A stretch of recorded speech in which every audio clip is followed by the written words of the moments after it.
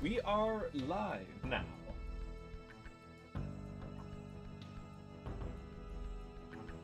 Top chat, switch to live chat, and then for this one, just gonna do a little page refresh, and we're all good to go.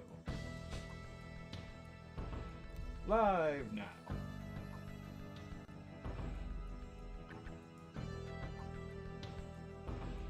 And the soundtrack is on loop. Hell yeah.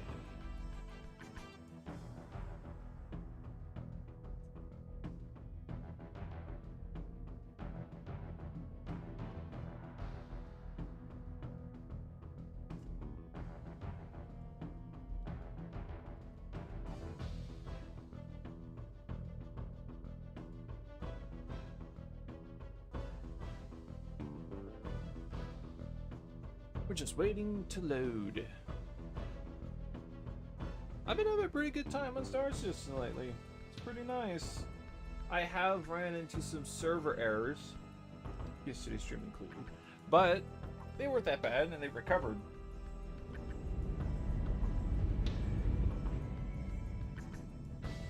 Just 1 second, just taking care of something.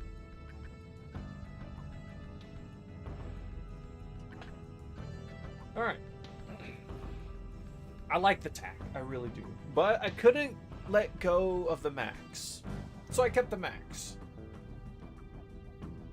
And now I have both a Starlancer tack and a Starlancer max.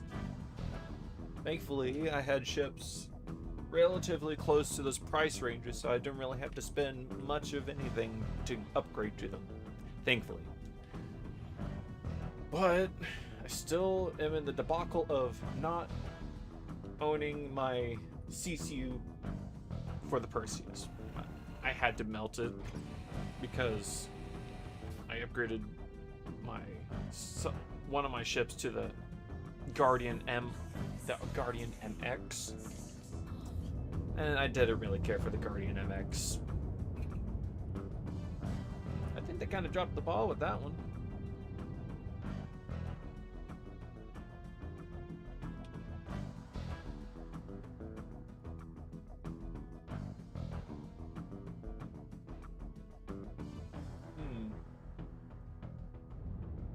Alright, so currently my agenda for this stream is just continue to conduct gem mining. It's not that exciting or whatever, but it's much more enjoyable for me personally than other stuff. Because, I don't know, there's just something about it that I like. It's therapeutic in a way, you could say. It's fun. It's boring and mundane, but it's fun.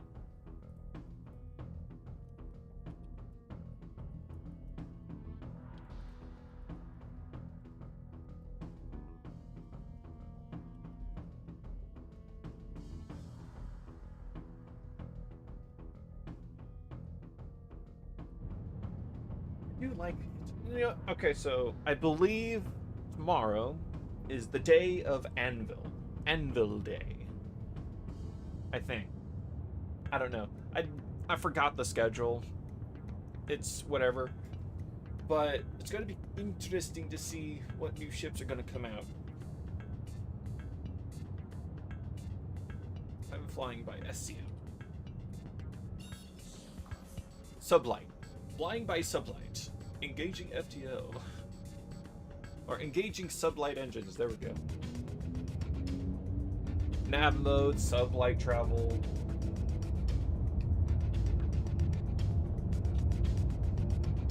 You know, alright, so I recently watched Morphologist's video that he put out today about how he was talking about multi-crew. It's very fascinating. It's a good video. I highly recommend go checking it out. But,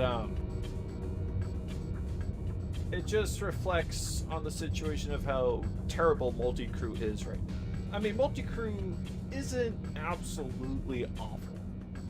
Like, you can do it, you can have fun doing it, but at the end of the day, you're just at a disadvantage, frankly. Like, in the last stream and the stream before that, I was talking about how people were saying that people shouldn't run their big ships solo and that engineering should fix that. Yeah, in a way. Frankly, I personally wouldn't care about the impediments that engineering would bring, and I would still fly my Polaris solo. Because that's just me personally. I like doing that kind of thing. It's inconvenient, but it's fun to me. But anyways, currently, the way things stand in the game, with how terrible... Oh, is there gems here? No, it's just worms. With the way things are right now in the game, multi-crew is just not that warranted. Especially if you're going into combat. With engineering, multi-crew becomes more feasible and more doable. It's more reasonable to do and conduct multi-crew. Because, like, the engineering is going to give other players on board stuff to do. They keep the ship functional and working.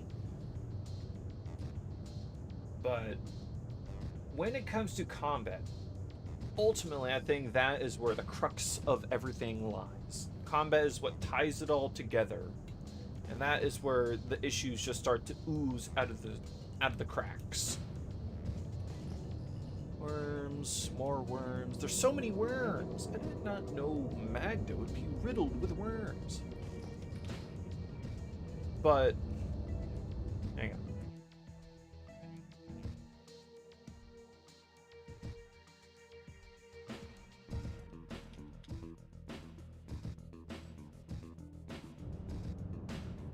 When it comes to, like, so the balance, alright, so with the debacle with big ships being soloed, like let's say a Polaris, the balance that people are expecting to prevent solo play on a big ship that's supposed to be for multiple people is they are expecting it to be engineering. They want engineering in to balance the game, essentially, in a sense. It makes sense. Like, yeah. Like, it would be very unfair for some random, like, it would be unfair for solo players to go against someone who's soloing in a, let's say, an Idris, and then being able to not do anything. However, what should happen is that the person should be able, like, I am a very pro-consumer and pro-player person, like I said before. If someone bought a big ship and they want to fly it solo, they should be allowed to do so. However, there should be consequences to that decision. Me wanting to fly my Polaris solo, I'm somewhat aware of the consequences and risks in doing so, and that I am willing to accept those consequences and risks because I like flying my stuff.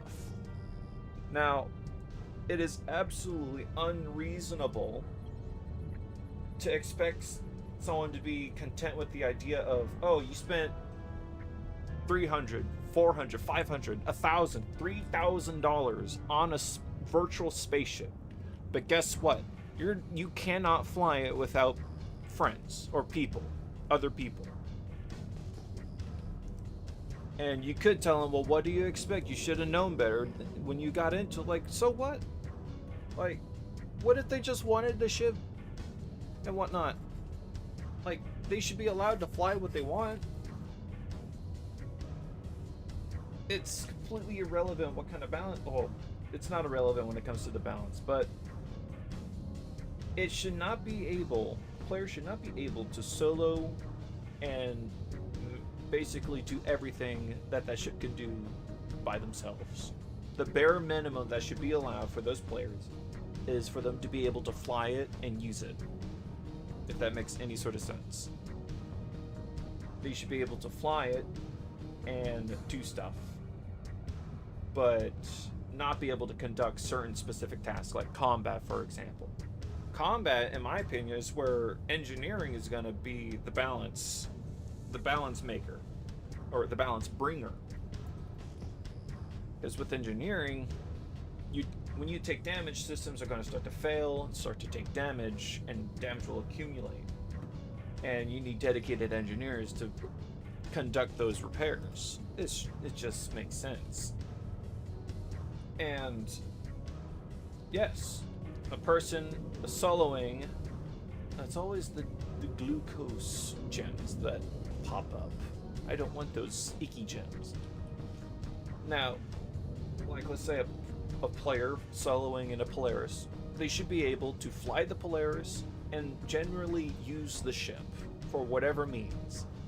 But they should not be able to do any sort of combat without any sort of significant consequences, because they're in the pilot seat and they have no one running around fixing the systems. It would cascade into a disaster, which is what should happen. Because the general sense that I pick up when people talk about how players shouldn't be allowed to, like, players shouldn't be able to fly their big ships solo, I get the impression that they just don't want them to fly them at all, and that they can only fly them with friends or crew, which is absolutely unreasonable. Because this, even though this is supposed to be an MMO game, you're supposed to play with people and play with friends, there are people out there who do not like participating in public activities and like to do their own private thing. And regardless of your stance on it, Star Citizen should be multiplayer only, no solo, or I want to do things solo, regardless of what it is, people should be allowed to do what they want within reason. That is like the big emphasis, is within reason. Now, to circle it back to the Morphologist video, with multi-crew, people like to throw around multi-crew this, multi-crew that. Ship needs to be balanced with multi-crew. You can't fly the ship without multi-crew or whatever. Like, that is, in one way, a reasonable argument. But at the same time, currently in the game, and unless CIG addresses this in any sort of capacity, multi-crew is going to be ultimately not worth it, especially in combat, because the way combat is with big ships and turrets in multi-crew sense. It's like, congratulations, you added engineering. Now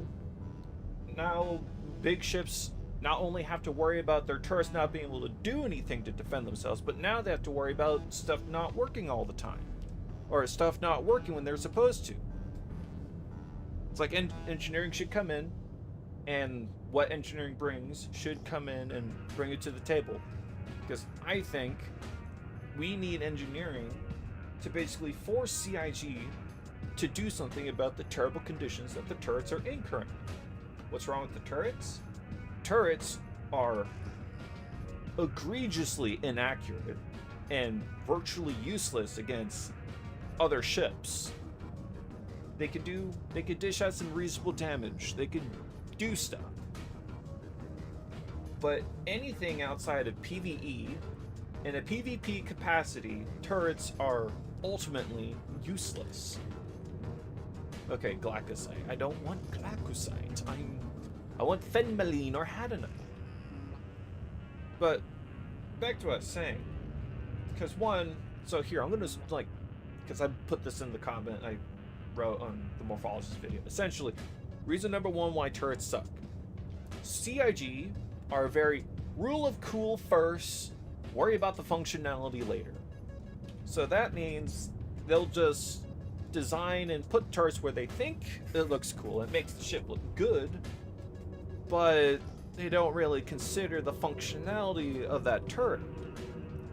Because turrets, when you design a vehicle that uses turrets, you're supposed to put the turrets in areas that will maximize the turret's effectiveness, not reducing or limiting the firing arcs. Firing arcs are everything when it comes to turret.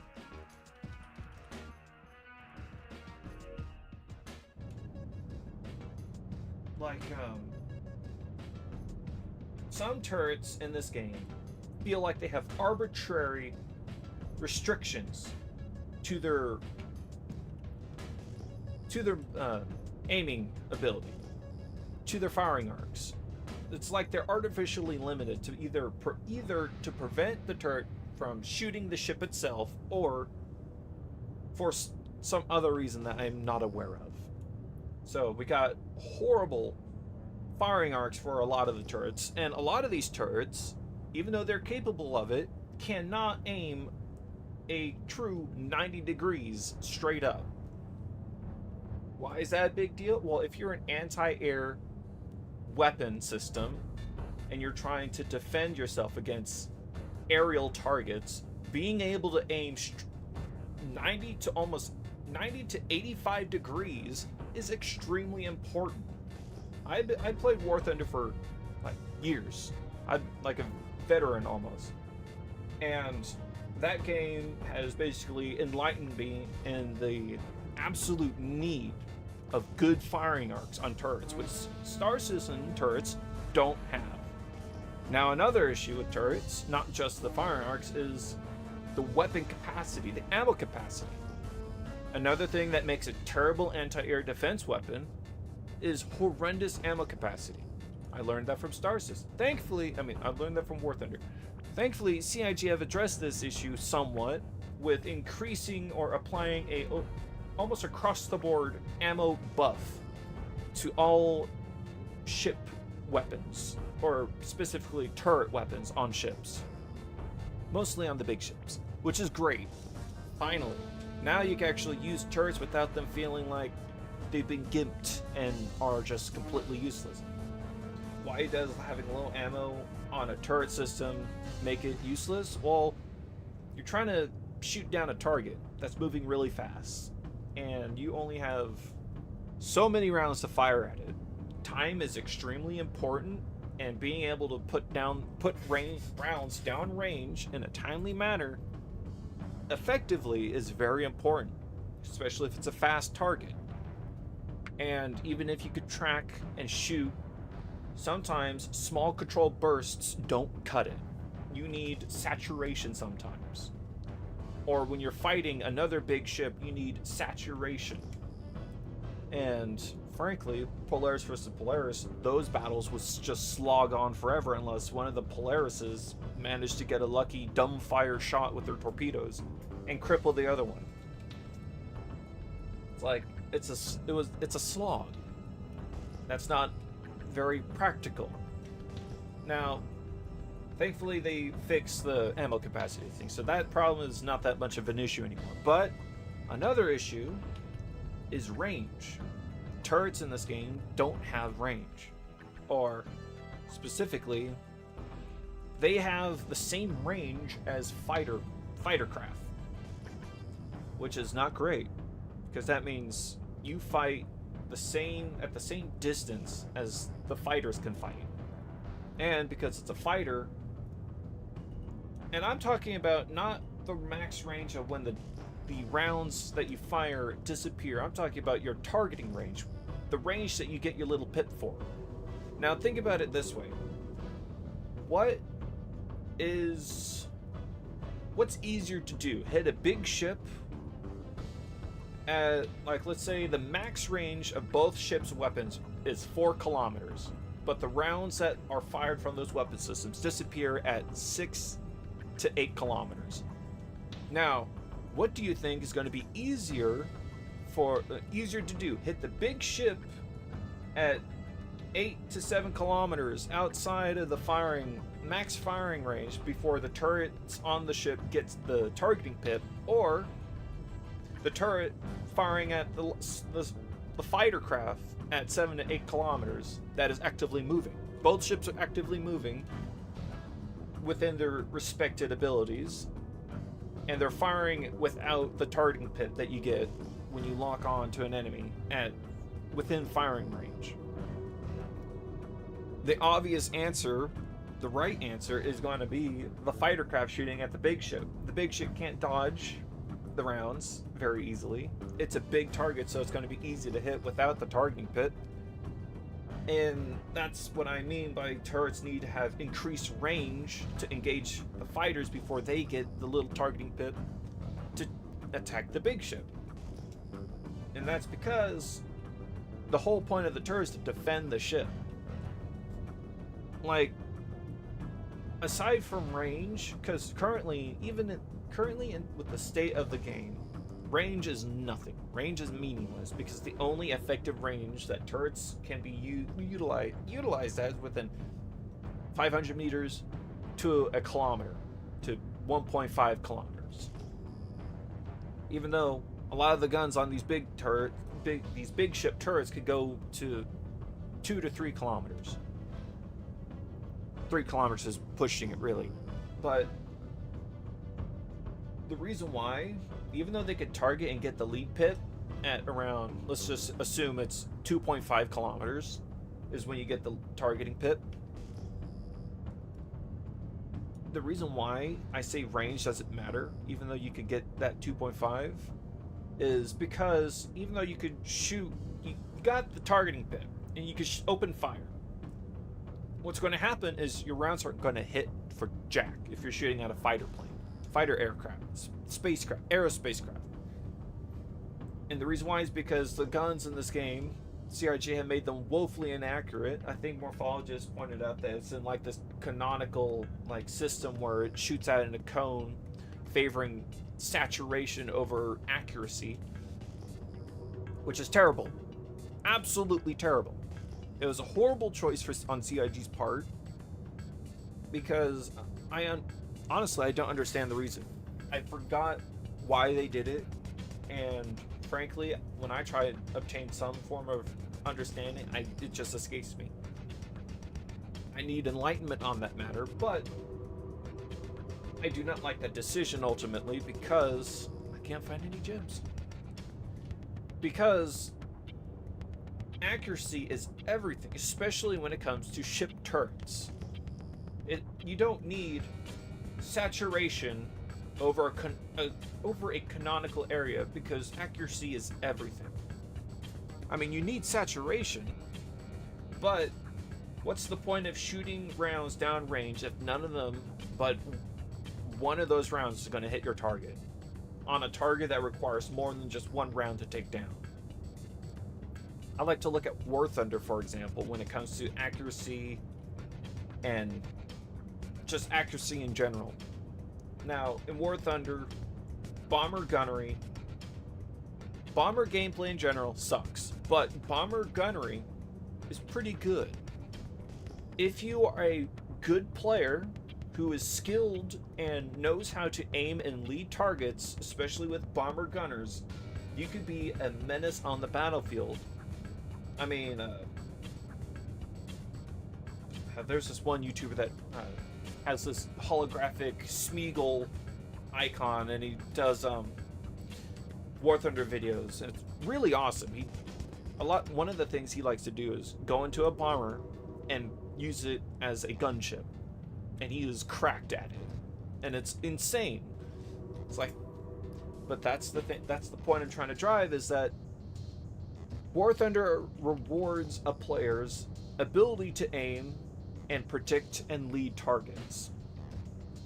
You could do that in Star Citizen, but it doesn't reward you at all because your rounds won't hit for jack.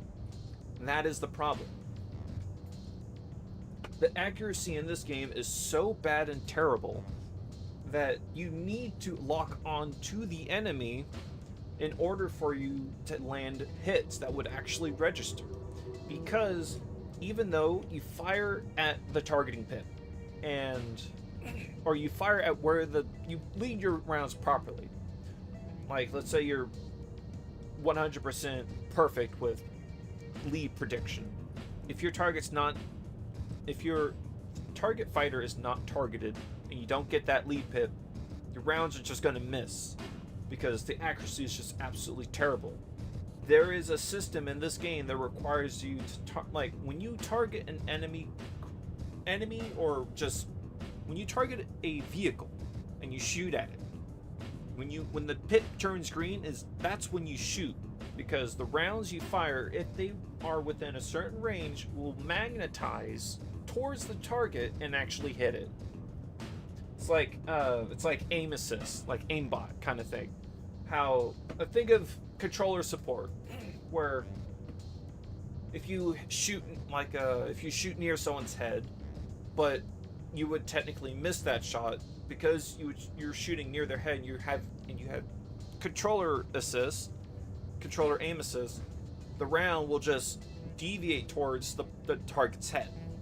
And that's basically what happens in Star Citizen, where when you have a ship targeted and you're shooting at the green pip, most of those rounds are going to deviate to the trajectory of where that ship is going to be to actually hit the target. And I mean, I don't know how to go on from that. Like, it shouldn't be that way. You shouldn't need to have some sort of like projectile assistance to hit your targets if the lead indicator is doing its job, right?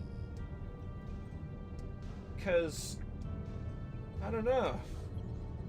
I play War Thunder all the time, and one thing for sure is that the lead indicator in that game is terrible and it lies. The arcade lead indicator is god awful and it lies to you. But it gives you a general sense of where to shoot, and when you shoot in that general area, ahead or behind, mostly ahead, you will land some hits. But with Star Citizen, it doesn't do that because the guns are just horrendously inaccurate. So that is why turrets are terrible. Turrets are terrible because, one, they have terrible firing arcs. Two, their engagement range is pigeonholed to that of small craft like fighters. And three, everything when it comes to weapons is just inaccurate in terms of accuracy, weapon accuracy. I like big ships and I like playing around in the gunners, especially in Arena Commander, but those are bots and NPCs. They don't really know how to dodge. And I have come across some bots in Arena Commander who wiggle and dodge and weave, and frankly it's annoying when you're trying to shoot them. But that's the problem. Like, even if you know how to compensate for those maneuvers, you still won't hit them because the rounds just won't make contact. And it's not like they're not going to hit because they're not targeted. No, it's because the accuracy of your guns is just that bad. And the way to make up for that inaccuracy is saturation, which majority of these weapons on these ships and on these turrets can't do because everything has ammo capacity. And even if, like here, let's use ballistic Gatling guns. That is a perfect remedy to the inaccuracy issue. Because you will and can land shots, even with how horribly inaccurate the guns are in this game. But the problem with that is that they don't really do much damage, and you need a lot of projectile contact to even do anything. And there's just no gems, my goodness. But I hope that CRG addresses that issue. I'm with Morph on the topic of, put out some sort of radical or majorly overhauling change that affects all turrets in the game to basically address these issues, because it's going to be terrible when we get engineering. It's going to be terrible for combat players when we get engineering, because not only do they have to contend with the bad state that turrets are in, they're going to have to also contend with the added frustrations that engineering is going to bring to combat situations for their ships. And I'm pretty sure a lot of people are going to be very unhappy about that. Because personally, when it comes to ships like, let's say, the Hammerhead should be a ship that has total impunity against fighter craft, unless the fighter craft overwhelm and overpower. But they should die to the Hammerhead within great numbers. Why? Because the Hammerhead was specifically designed to be an anti-fighter corvette, but for years, the Hammerhead has been nothing but a laughingstock when it comes to its job. It was built to do anti-fighter stuff, but it can't even contend with a group of fighters of the same contingency of the gunners on board the ship. As in, you need 7 gunners, or you need 7 people to operate the Hammerhead. Pilot, yeah, pilot and then the gunners, 7 people. And there's no point bringing a hammerhead out because you just need 7 fighters to take down a hammerhead. Heck, you don't even need 7 fighters to take a hammerhead down. And that should not be okay. You, like, in the situation of 1 hammerhead versus 7 fighters, that hammerhead should be able to completely devastate that squadron of 7 fighters. Why? Because that is what it's built to do, and it should be able to do the job it's doing. That's what it should be able to do, the job it was built to do. Now, how are you supposed to counteract a hammerhead?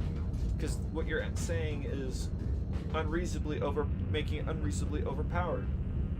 Well, you gotta keep in one thing.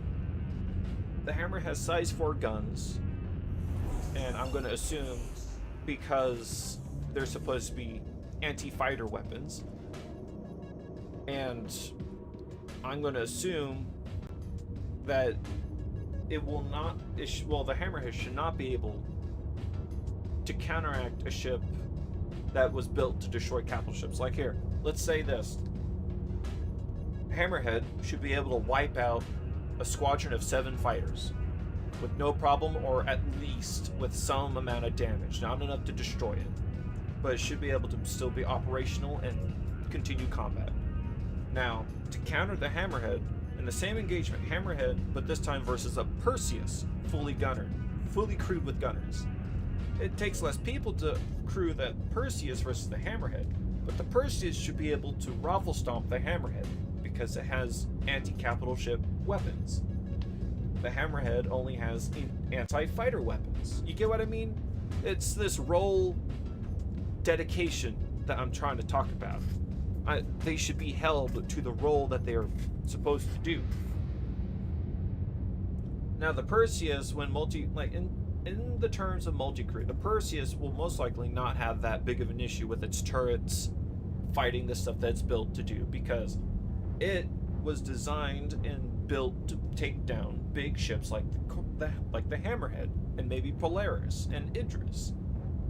And apparently they beefed up the size 7 guns to size 8, so it should be able to do that without any problem. Because even though the guns are going to be big and chunky and terrible against fighters, that's okay.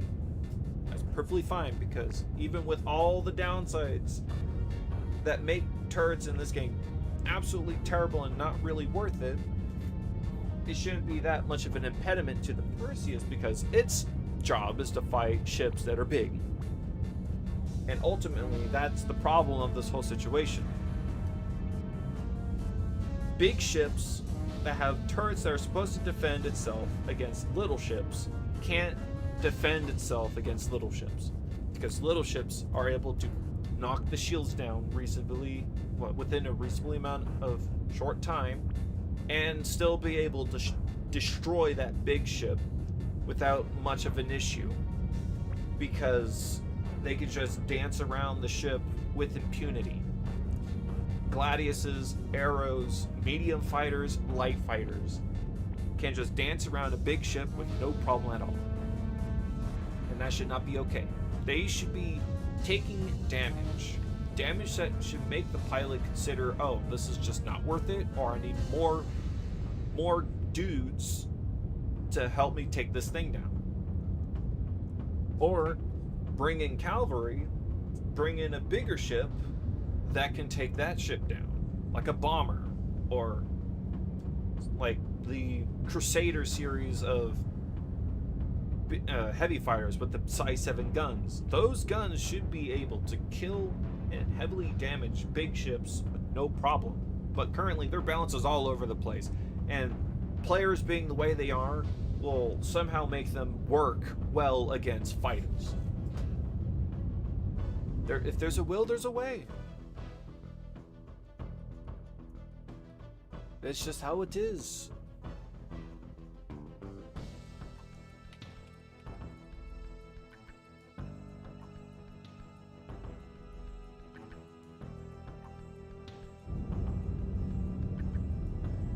It's all criticism, it's all theory crafting, and it's all complaining. But at the end of the day, it's all to address the borderline issues, addressing the issues in hopes that CIG will eventually get to fixing it. I can understand why they can't mess with much of the turret balance right now, because it's the same reason of why they can't really fix a lot of the balance stuff in general in the previous stream, and that's because everything has been homogenized for a reason. They're still plugging features in. There are prerequisite features that need to be put in before they can even think about balancing the weapons the way they're supposed to be balanced. Same thing with the components. They need engineering, which is the biggest roadblock right now. Because, yeah, apparently we needed engineering to make that a thing. But you know what? That's fine. That was preconceived even before I was playing, and I've been looking forward to that anyway, so it's okay. So, they need that. They need Maelstrom, apparently, too, because what's the point of applying weapon balance if they're going to introduce a damage model system that will require a lot of reworking with the weapons? What makes more sense is put Maelstrom in, put engineering in, and then maybe put the armor stuff in. Because we can't have Maelstrom without... Oh, we can't have armor without Maelstrom, apparently. So, once Maelstrom's in, then they'll do the armor stuff next, I guess. And once we get engineering, Maelstrom, and armor, and maybe some other things that I can't list and I'm missing, once we get those things, that's when we'll probably see proper weapon balances and tweaks. Same thing with the components too. This is just hopium, but I hope that we get what we had before all these changes came in.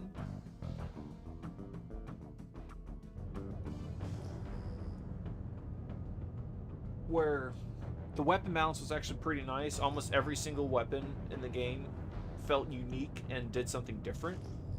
I kind of want that back, honestly.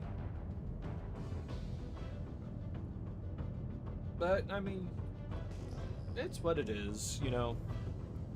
Time will tell. Time can only tell. Plus, maybe there's some Squadron 42 stuff that will address turret issues too. We don't know. We do not know. There's so much unknown. Like, that's the thing with Star Citizen. Star Citizen's great, but when you try and, like, get a bead on what's next, what kind of features are going to become, like, coming in next or whatever, there's just no point trying to make predictions, honestly. Because, one, CIG, despite their best efforts, are very inconsistent and can't hold to their promises. I said they can't, like, if they promise a feature is going to come out at this point, time has proven that they just can't meet deadlines that they put out. And are they bad developers? Like, you could probably argue that. You could probably argue that there are better devs that can actually stay on target and meet the deadlines, but not all dev studios are the same, and not all dev studios are working on the same thing with the same technologies, with the same sort of scope and stuff like that. Like, that's another thing that I get from people when they start to question how long it's taken for this game. Like, I am not going to apologize or be some sort of apologist for why this game is taking so long, because frankly, I am also on the side of, yeah, it should have been more developed as time has gone, but we're at where we're at now, so it's what it is. But I will say, you can have those opinions, but you need to be intellectually honest and acknowledge what's going on within the studio and what they're working with. That's why I'm not so critical with them, because I am a very critical person. I can be, but the reason why I'm not so hard on them when it comes to this kind of thing is because I'm kind of aware of what they're dealing with in terms of development. It's development hell. They're trying to meet the deadlines, they're trying to fix the bugs, They're working with an engine that they basically almost practically built from the ground up. It's the Lumberyard engine, but it's the way it is now, it's virtually a different engine now. A majority of the money they spent on this game's development was to developing the technologies to develop this game, which is like Star Citizen in the grand scheme of game development is one of the worst game development projects you could ever think of for just typical like general game development, because when you are developing a game, you kind of want the technologies that you need to make the game possible already done before you start really advertising it, sort of say. Like, you build the game with, you have the technologies, you have the engine. Like, I'm not some game developer whiz or anything, but it's just what makes sense. If you were to propose Star Citizens, the development project for Star Citizen, to any sort of studio or publisher, they would say no, and they would not want to touch it, because they don't. It's like when you want to make a movie, or no, it's not that. It's like when you want to start a project, like a construction project, but you don't have anything that you need prior, but you're trying to approach an investor to basically fund your company to build this building or start this. You want to start a business. There you go. That's a better example. You want to start a business, and you're going to a company to ask for them to basically endorse you and finance you. And they ask you, all right, what do you have already? Like, let me see. So like, oh, I don't have anything. You don't? Like, oh, I have this demo, but that's it. Like, you just have the demo. Do you have any sort of like, I mean, it's different with Star Citizen. It's not exactly one-to-one with that example, but you get the idea of, they didn't have very much going on except for building the single-player game. But then they suddenly decided to build the multiplayer. Oh, here we go. Probably just a normal ore deposit.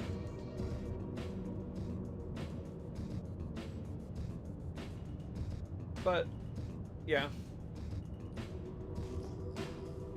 Honestly though, would I recommend Star Citizen to people? Yes. Or I would recommend them to check it out.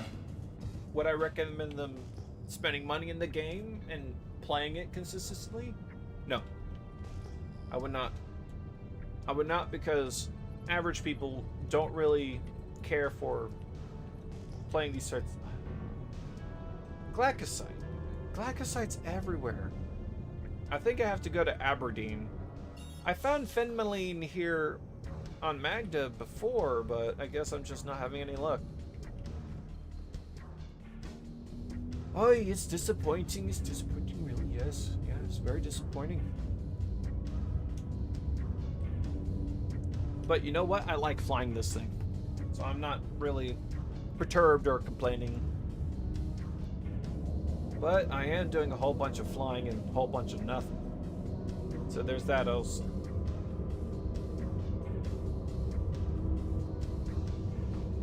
I kind of want to use this thing in a combat scenario, but I don't know.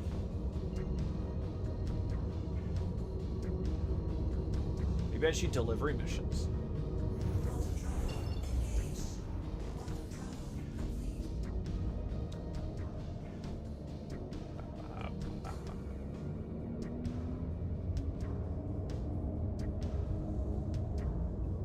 Oh, there's the other moons. That's Ariel.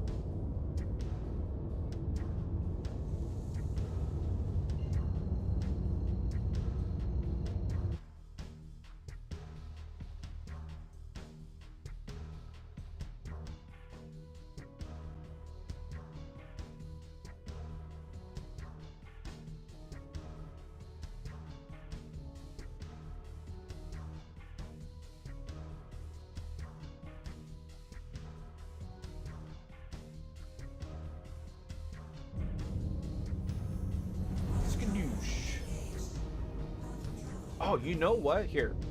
It's going to be a trip But I am going to go to Daymar. I haven't been to Daymar in forever. Okay, fine, whatever. There. Invalid target? Why not? Oh, sure.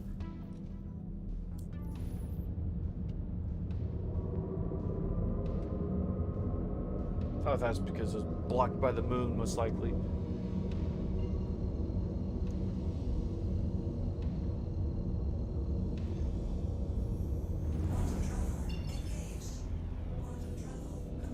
This ship is so nice. Okay, so here. This is one feature I really want CIG to add one day. Hopefully in the near future. And I want this feature, I don't know how they're going to go about it, because it involves physics, and the physics system is very jank.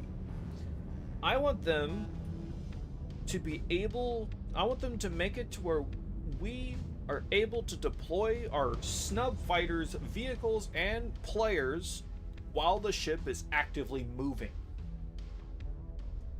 Yeah, that's going to be a really hard thing for them to do, I guess. Because alright, so the way it is right now, like, let's use the Carrack, or here, let's use the TAC, for example, since I'm in it right now. I open the hangar bay. I have a Mirai Fury inside. What will happen when the Mirai Fury tries to take off? It will explode, because my ship is actively moving in which way direction, irrelevant to specifics. It's moving in a direction. And with the Fury when the Fury is landed on the TAC in the hangar, it is being dragged with the TAC. But as soon as the Fury takes off, as soon as the landing gear no longer are making contact to the landing pad of the TAC, it becomes its own separate entity, like physics entity, and it will just not maintain the momentum that the TAC has. So essentially, it will stay in place while the TAC is moving, and it's going to collide with the TAC, even though it's still in the hangar bay, and it's going to explode. And I want CIG to make it to where the vehicle will maintain momentum, so that way it will permit vehicles such as snub fighters and parasite fighters like the TAC, the Fury, or the Pisces of the Carrack, or carrier ships to be able to deploy their fighters while they're moving and actively maneuver. Them being able to land while the ship is moving is also going to be a very shoddy thing to do, but you know, it'll be possible if they could address this issue. And that's one thing I really want, is them to make it to where we can actually use carriers as carriers and not have to basically park the ship in an active combat scenario to deploy a single fighter. Because you're making yourself a sitting duck, and your snub fighter that's taking off is also going to be a sitting duck, and you're gonna die, or both of you are gonna die. So that would be very nice if they could address that issue. Oh man, imagine being able to use a carrier like a carrier.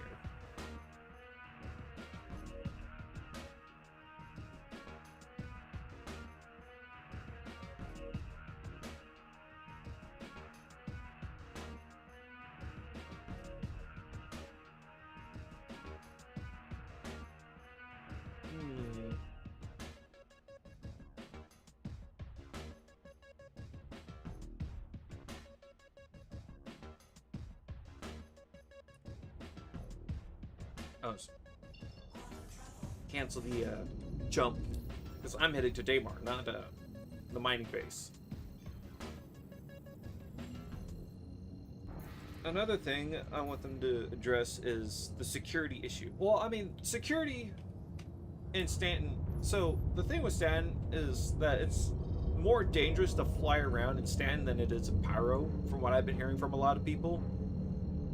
And that you only really die and get attacked if you're around the player traffic, like heavy trafficked area, like heavy player trafficked areas.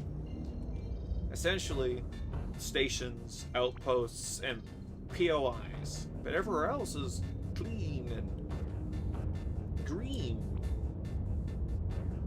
Now, with Stanton, on the other hand, my suspicion of why there's more player versus player activity in Stanton than Pyro is because in Stanton, it's where everyone goes. Everyone goes to Stanton because no one wants to go to Pyro. No one wants to go to Pyro because that's the PvP place.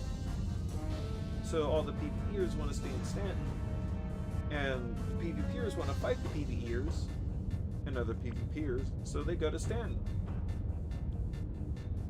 So it leaves behind the explorers, the outback rough getters, and pirate goers back in Pyro. I mean, none of this is 100% accurate or concrete. This is just one man's take on the situation, one man's observation. I like to think it's somewhat accurate, though.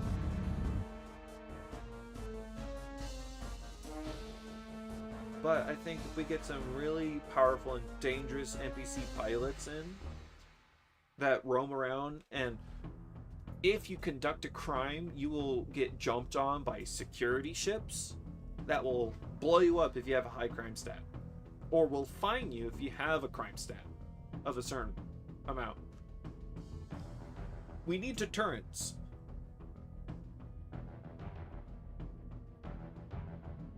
Sorry, no, I'm not adding random people to my Discord.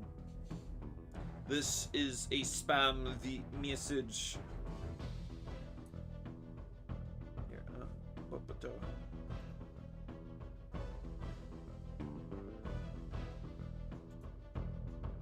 see, they come by, drop the message, and they leave. It's what it is. It's what it is. The trademark saying in me is what it is.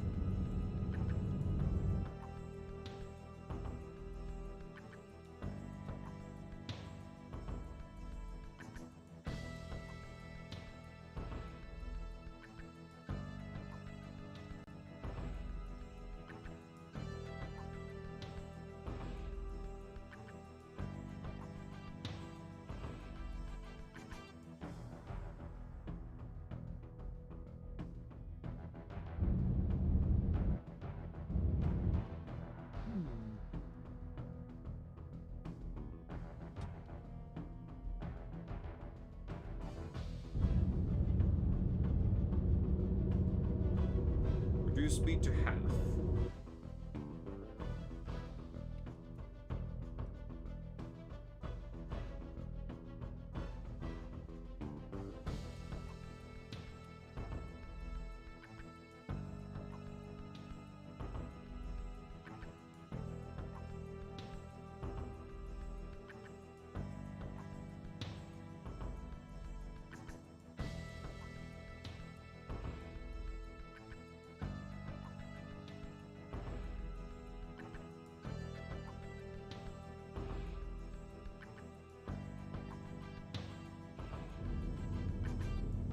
Oh, I miss Daymar. I should really grab my Claymore at some point and come back with the... Oh, I was gonna say with my Atlas Geo and do some mining, but then like, oh wait, I melted my Geo. I need to buy it back. The TAC is nice. I think the TAC makes for a great gunship. Not in a typical gunship sense, but more of a ground combined arms gunship. There's that funny word again, combined arms. It's funny because it's Star Citizen, and combined arms isn't really all that great. But I mean, the reason why I say it would be a great combined arms gunship because you get, like, they designed it that way. Look, you got a reasonably sizable back cargo bay, which you could carry in a vehicle or two, or a lot of littler vehicles. You got a medical bay that I'm gonna not really address too much because it's a medical bay, but you have a drop seat thing for troops, and then you got two large side turrets. And the side doors also had little size 1 Gatling guns. So That's some really good ground support weaponry, because big size guns can be anti-tank and anti-vehicle, anti-tank, and anti-infantry, while the side guns will be for anti-infantry and cover fire. We just need to be able to clamber onto the little side ramps.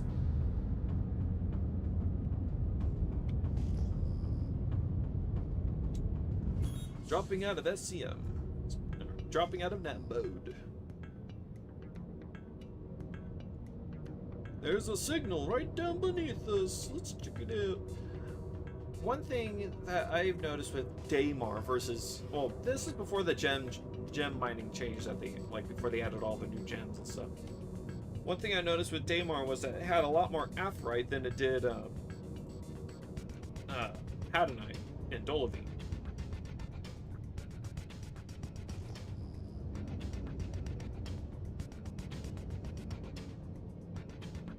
Baradem.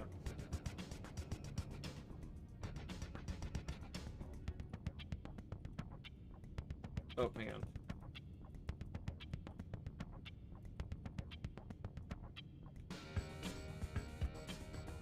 Fenmaline.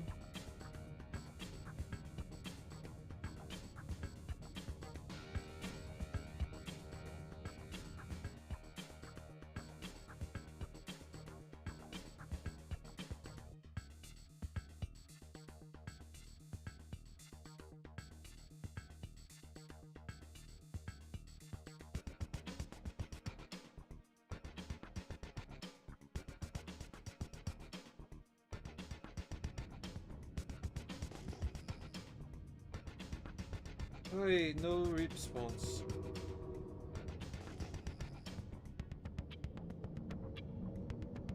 They shred heavy fighters because heavy fighters can't really avoid... Okay, Fenmaline is better. Thank you. Hey, what's up? Doing good. Talk through chat? Oh. Could. Yeah. I would have to AFK though. Oh, not AFK, Alt Tab, which is incredibly inconvenient.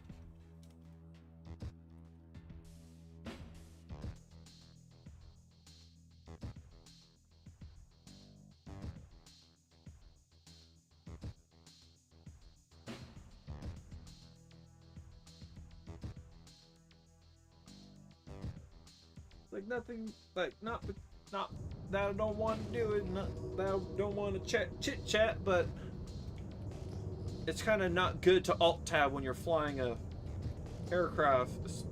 spacecraft several hundred meters above the ground.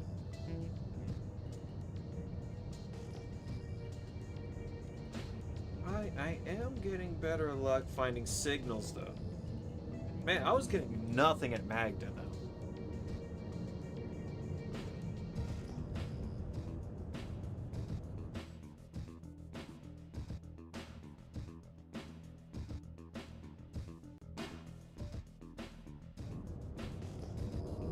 Maybe it's because I was just too high.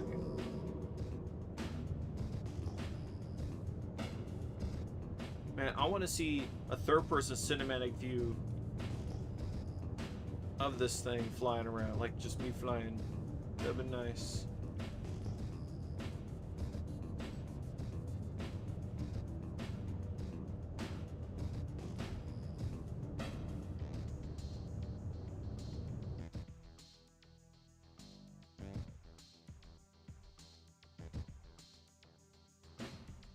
Seems to be the problem with the headphones.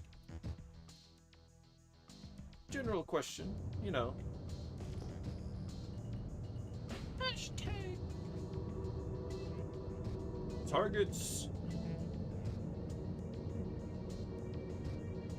Yeah, when I saw this thing unveiled at CitizenCon or IAE or whatever as a new concept, I was like, oh, I fell in love with it. I fell in love with the TAC and not the Max, but I got the Max because that was what was available at that time. Fenmaline, precious glorious, delectable Fenmeline.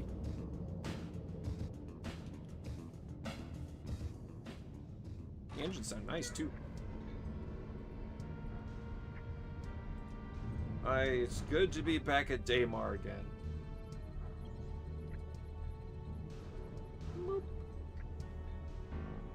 I don't like this position.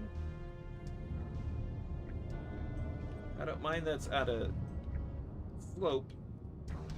I just want some reasonably level ground for the ramp. Slope levels are fine. Level 5 crime step most of the day.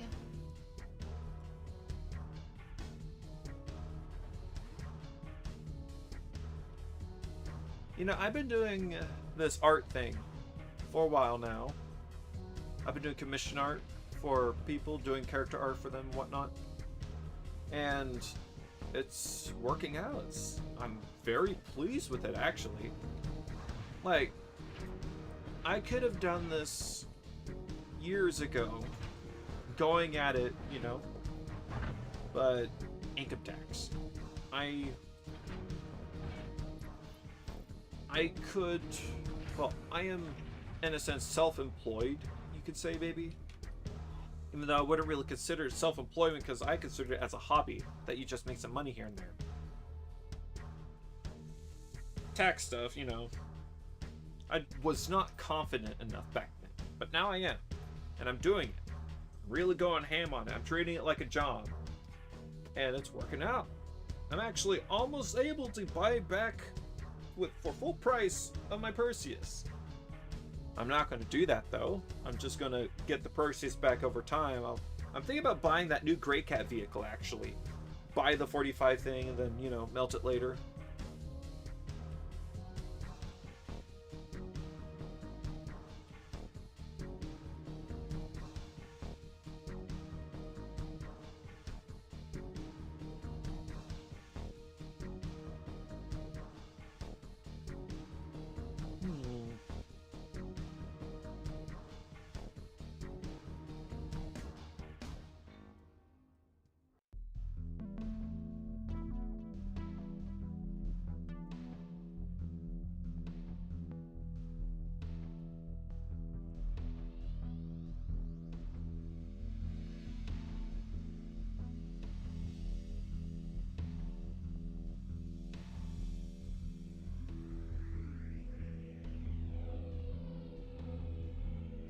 There we go.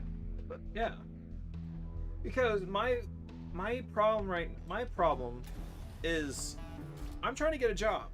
I'm job hunting and whatnot. I've applied to like 12 jobs so far now across the month of May, and like nothing. I've been getting diddly squat. I've been even applying to jobs that are pretty, like, you know, low-hanging fruit, easy to get. Still nothing. Job market sucks, but that's okay. And to be fair, I'm not entirely going ham at the job application thing, because I was using Indeed, but then I stopped using Indeed because I just don't trust them anymore. Because ever since I started using Indeed and applied to some jobs, now I'm getting nothing but repeated spam emails that are just phishing scams. And it's frustrating. And it's like, well, this wasn't a problem until I started applying on Indeed.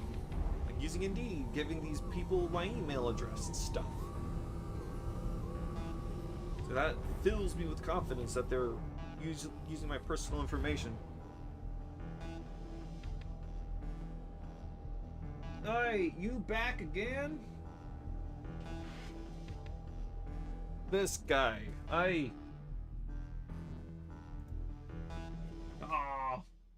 they come and go. Like, here, hang on. There has to be a way for me to get rid of these.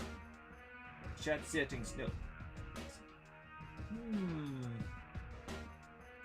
Here, I'll just look it up. Oh, hang on, I saw a cool picture. What was that? Ooh. getting White Scars stuff.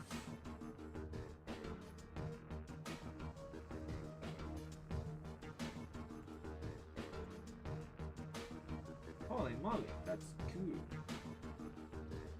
Ooh. Okay. Let me search this up.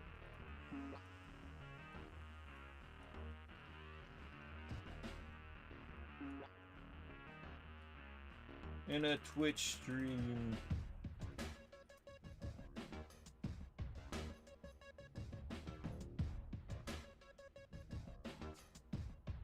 Oh, that was entirely unhelpful.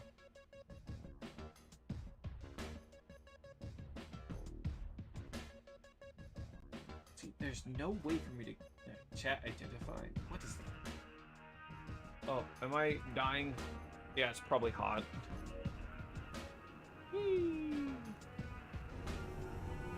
I mean, the temperature's all not that bad.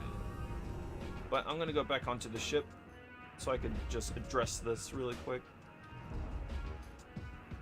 Man, they also really need to address the driving mechanics in this game. Make it better. Because wheel vehicles are very silly. Okay. I am determined to figure this out. Turn on shield mode. I don't know what shield mode is. Mod view. Let's turn on mod view. There. There you are. How do I get rid of you?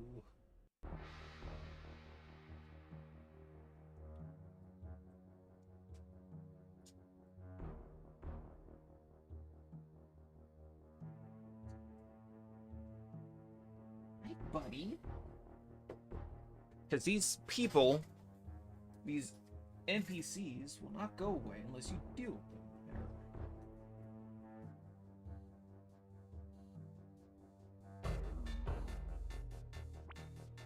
There. Deleted messages. Okay, how do I delete messages? Modes. Slow mode, block turns, prevent turns, shield mode. Chit chat.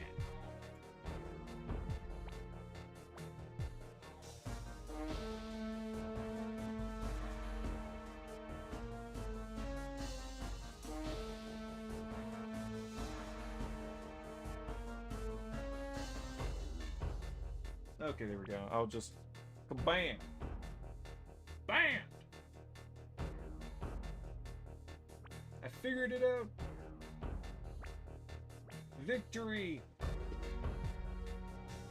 Ah, it's nice, actually. Getting rid of it. I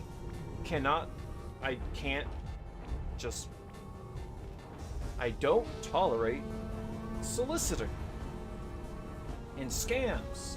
I hate scams. I hate fraudulency. It's just awful. And this is awful. I finally find gems and I can't mine them. Oh, woes. You know what? It's fine. It's a woe-filled stream of unproductivity. But, you know, I am going to take this as a field trip and take a jaunt over to, I'm going to take a jaunt over to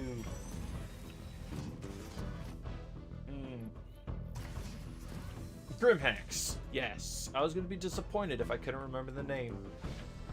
I'm going to go over to Grimhex and check out the shops. And then maybe call the stream there. Oh, it's so humdrum. Are there still a butt ton of people in the Crusader area? I don't know. I think I will end the stream here. But you know what? It wasn't entirely unproductive because I managed to delete and ban that bot. So, I have achieved one victory. Which is better than nothing. Er.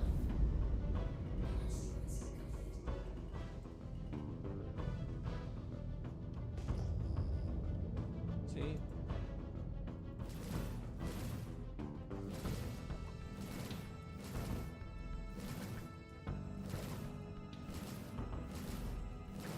Yeah, that should be a...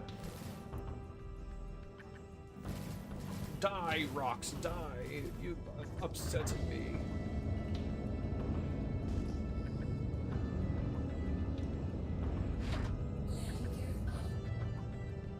Nah, I'll just head to orbit and log out.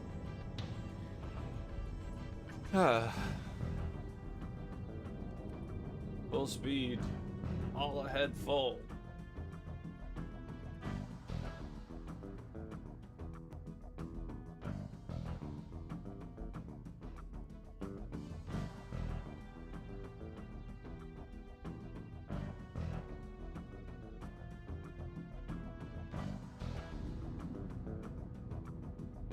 Oh yeah, that's right. I'm in a nav mode. You can't fire your guns in nav mode. All ahead full. Maximum throttle. Ahead flank. Flank speed.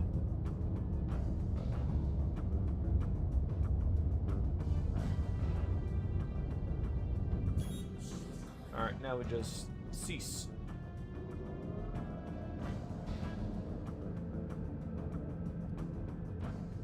The vast deserts of Daymar. Is nice. Alright. Bad.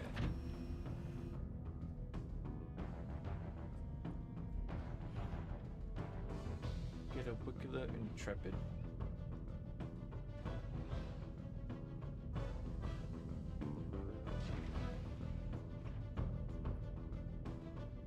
Oh wait, I went the wrong way. I'm too used to going this way. I completely forgotten the tack. The crew quarters are in here.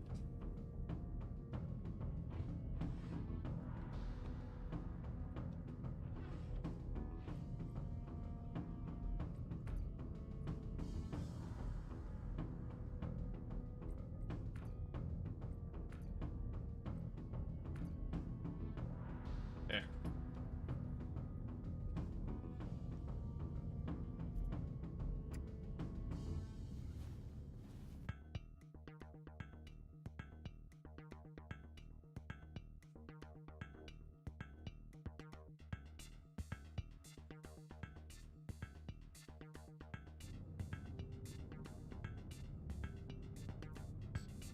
What?